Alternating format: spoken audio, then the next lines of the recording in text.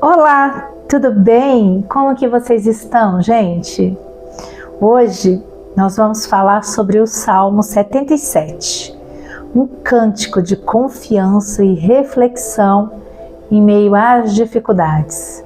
Vamos entender o contexto desse salmo, quem foi Asaf, porque é um salmo da família dele, o estilo de música chamado Jedutum, que foi pedido para ser tocado dessa forma, e vamos analisar cada versículo e aprender como aplicar essa mensagem preciosa em nossas vidas hoje.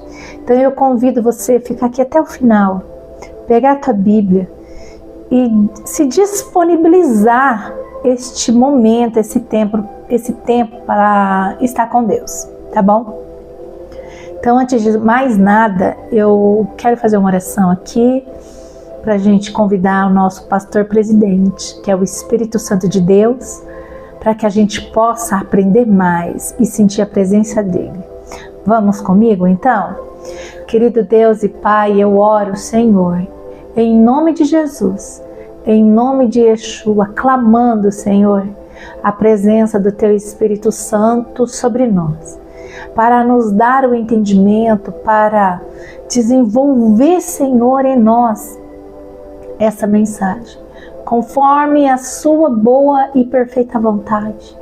Venha, querido Deus, e nos desperte para ouvir a Tua voz, para enxergar, Senhor, como nós podemos aplicar este salmo, essas palavras que foram escritas há tantos anos, nos nossos dias de hoje, nos nossos dias, Deus. Venha com o Teu poder e nos abençoe, Senhor. Em nome de Yeshua, em nome de Jesus.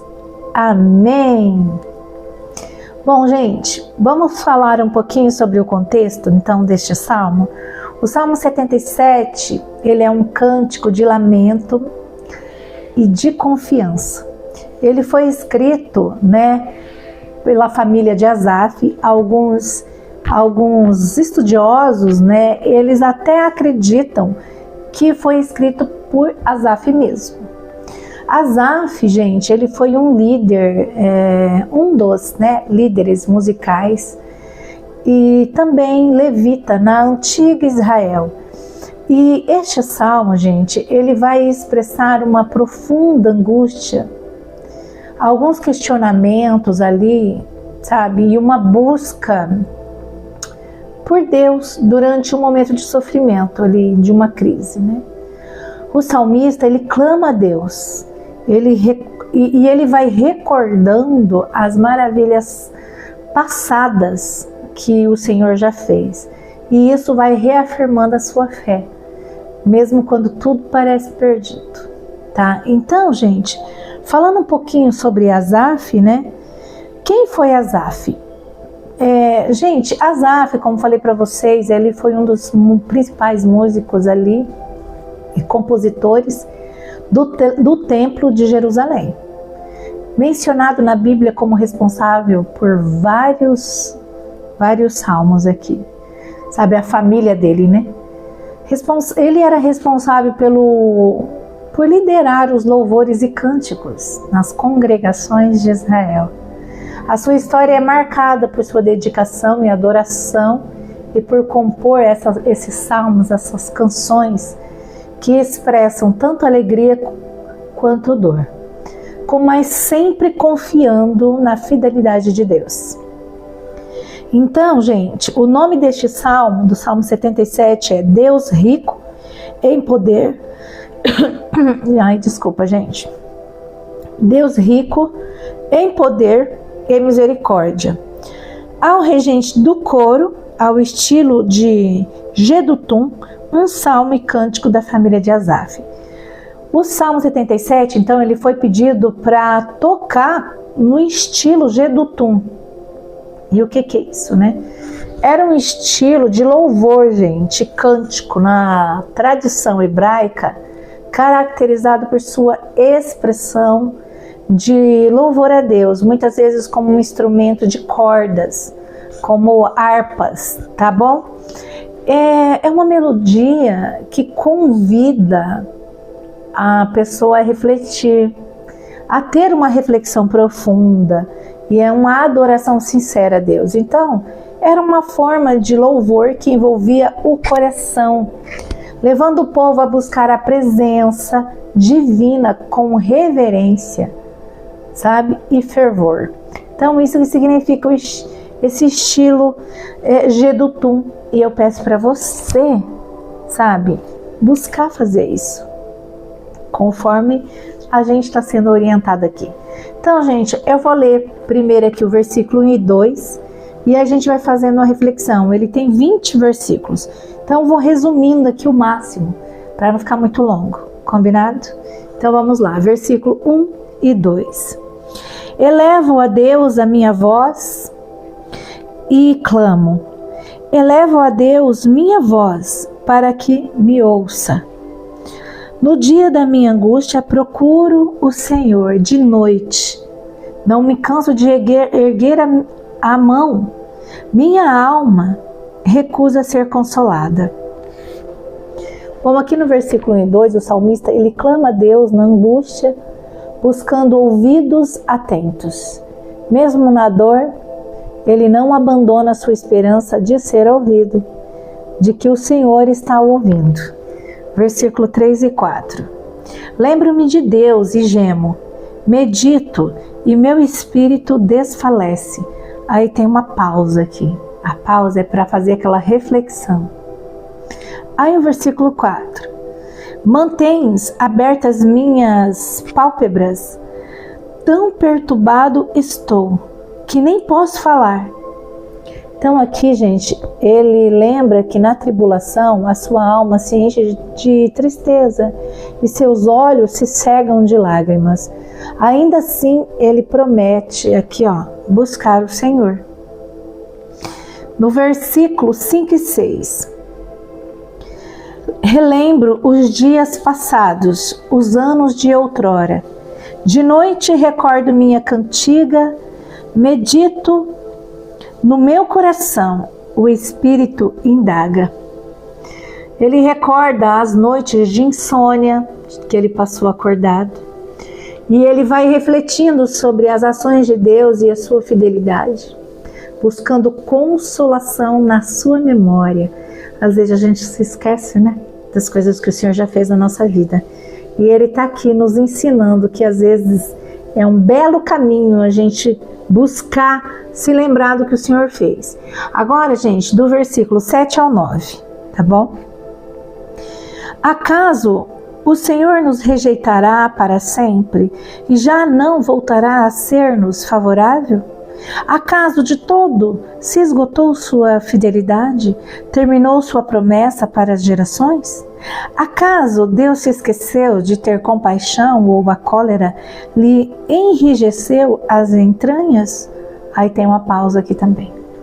Gente, aqui o salmista ele está questionando se Deus o rejeitou, se Deus se esqueceu de suas misericórdias. Ele se sente esquecido, mas ele não perde a esperança de que Deus ainda possa agir. Às vezes o Senhor não fica em silêncio, parece que ele não está falando com a gente, mas ele está do nosso lado, observando nossos comportamentos, vendo o quanto que a gente está dependendo dele, bem nesse momento. Então agora aqui do versículo 10 ao 12. Então pensei, apelarei para o que há muito realizou a mão direita do Altíssimo. Recordo-me dos feitos do Senhor, lembrado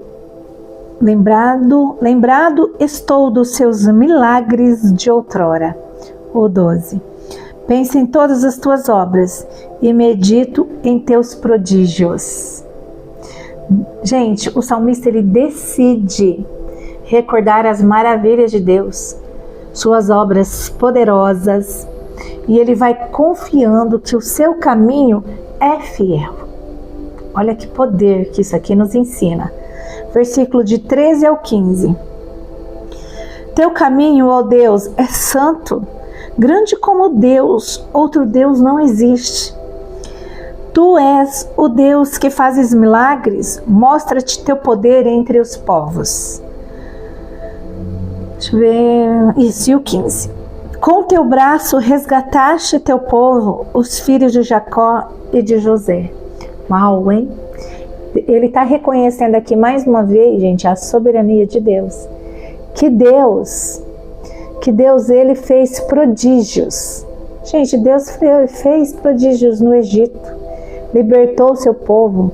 Então, ele vai lembrando disso e vai reafirmando a sua confiança para poder lutar contra os pensamentos na sua mente, com as setas inflamadas que o inimigo está disparando na mente dele.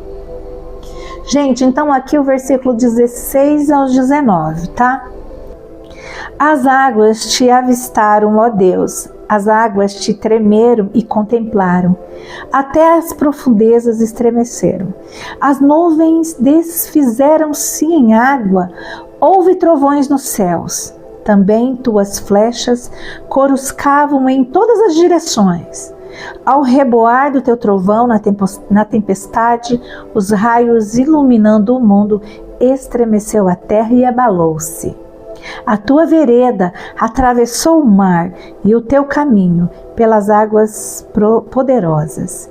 Gente, aqui ele está se relembrando também do mar aberto, a travessia do povo de Israel. Ele está aqui lembrando tudo isso como uma demonstração do poder de Deus que a gente não pode se esquecer, nunca. E o 20. Guiaste o teu povo como um rebanho pela mão de Moisés e de Arão. Gente, o versículo 20, ele conclui afirmando que Deus guia seu povo como um pastor, mostrando cuidado e liderança constante, como ele fazia lá atrás, ele ainda faz hoje, desde que a gente faça a nossa parte, que é buscar o Senhor, que é ter tempo de qualidade com Deus. Gente, o Salmo 77, ele está nos ensinando que mesmo nos momentos de dúvida, de dor ou dificuldade, nós podemos lembrar das obras de Deus e confiar na sua fidelidade.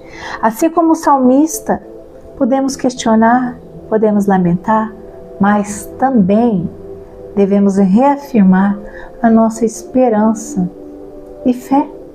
Então, meus amigos, minhas irmãs e meus irmãos, como que nós podemos aplicar isso nos nossos dias? Primeiro, gente, reconhecer nossas emoções e momentos de dificuldades sem medo, que o Senhor está com a gente. Recordar as ações de Deus na nossa vida. A gente não pode esquecer das coisas que o Senhor já fez. E a história do seu povo conta isso para nós, o Deus poderoso que nós temos.